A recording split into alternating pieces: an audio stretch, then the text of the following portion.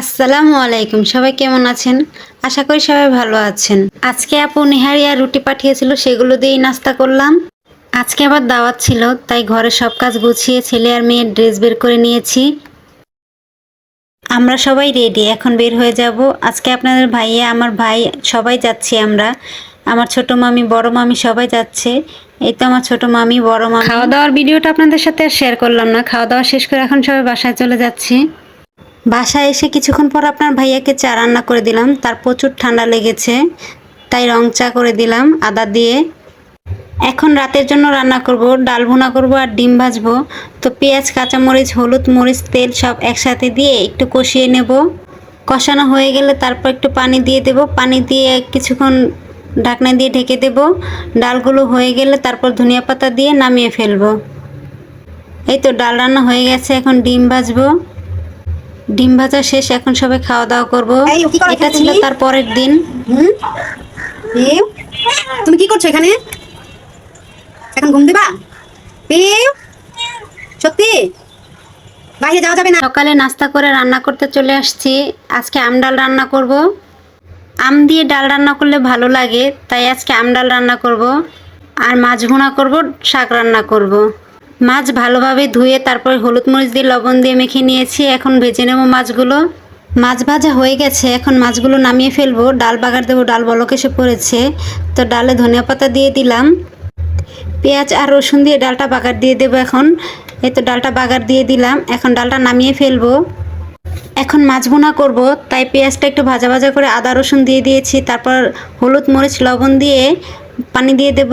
মশলাটা ভালোভাবে কষিয়ে নেব। তো আমি আবার শাকগুলো ধুয়ে নিচ্ছি এখন। ভালোভাবে শাকগুলো ধুয়ে নিতে হবে যাতে ময়লা না থাকে। তো অনেকবার শাকগুলো ধুয়ে নিয়েছি অফ ক্যামেরায়। আমার শাক ধোয়া শেষ। এদিক দিয়ে দেখি আবার বৃষ্টি আসবে মনে হয়, অনেক মেঘ করেছে আকাশে। মশলা কষানো হয়ে গেছে, এখন আলু কুচি দেব। আলু কুচি দিয়ে কিছুক্ষণ নাড়াচাড়া দিয়ে তারপর মটর ছেই দেব। এভাবে রান্না করলে আমার মেয়ে খুব পছন্দ করে। তো কষানো শেষ, এখন পানি দিয়ে দেব। পানি দিয়ে মাছগুলো দিয়ে দেব। মাছগুলো দিয়ে ঢাকনা দিয়ে ঢেকে দেব। আজকে পাঙ্গাস মাছ রান্না করেছি। ছেলে মেয়ে দুজনেই এই মাছটা পছন্দ করে। আরেক চুলা জিরা ভেজে জিরা গুঁড়া করে নিয়েছি। তরকারি হয়ে গেছে প্রায়, এখন জিরা গুঁড়ো দিয়ে দেব। জিরা ফাঁকি দিয়ে কিছুক্ষণ রেখে তারপর তরকারি নামিয়ে ফেলবো। তরকারি রান্না শেষ। শাকগুলো একটু ছোট ছোট করে কেটে নিচ্ছি যাতে তাড়াতাড়ি সিদ্ধ হয়ে যায়। তারপর পেঁয়াজ, কাঁচামরিচ, লবণ দিয়ে সিদ্ধ দেব। শাকটা বলক এসে পড়েছে, এখন একটু নাড়াচাড়া দিয়ে নেব। এদিকে বৃষ্টি হচ্ছে। ছেলেকে খেলনা দিয়ে ঘরে বসিয়ে দিয়েছিলাম, আর বৃষ্টির শব্দ শুনে ও কী করছে দেখেন। এদিকে শাকটাও আমার হয়ে গেছে প্রায়, শাক এখন বাগার দেব। এই তো শাকটাও তেলে দিয়ে দিয়েছি, এখন কিছু নাড়াচাড়া দিয়ে নামিয়ে ফেলবো। এই তো শাক হয়ে গেছে।